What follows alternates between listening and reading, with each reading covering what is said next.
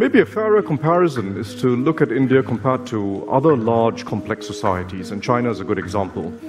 India has the great advantage of a democracy, which ultimately I think is the most sustainable political system that we know of. But it doesn't have the advantage of accountability of elected representatives. China, in a curious way, despite not having a democracy in the political sense, has a very high sense of accountability on the part of its leaders. That isn't so for all authoritarian regimes, but it is so for China.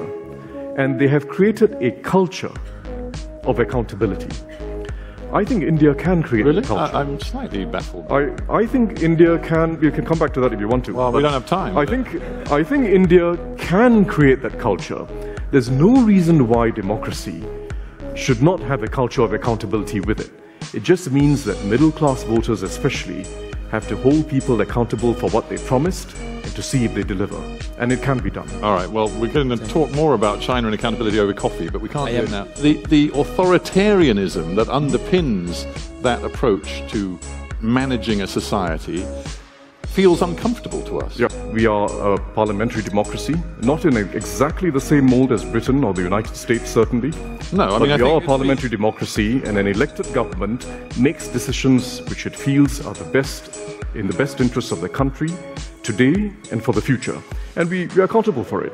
Yeah, I mean, it's a democracy of sorts. You don't have a genuinely free, truly liberated press. Not in the British sense. No, well, not in any sense. I mean, but in the... much as I'd like to take credit for the notion of a free press, it's not a British idea. I didn't mean it entirely as a compliment, but as a description. The freest possible media is not the only liberty we aspire to. I do think it's a good idea, by the way. It appeals to my ideals, but it's not the only liberty you aspire to.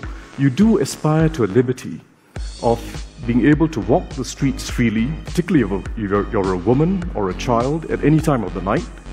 You aspire to the liberty of living in a city that's not defined by its most disorderly elements.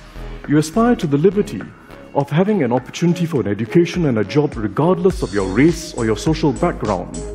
And you aspire to a liberty of practicing your own religion without fear of bigotry or discrimination.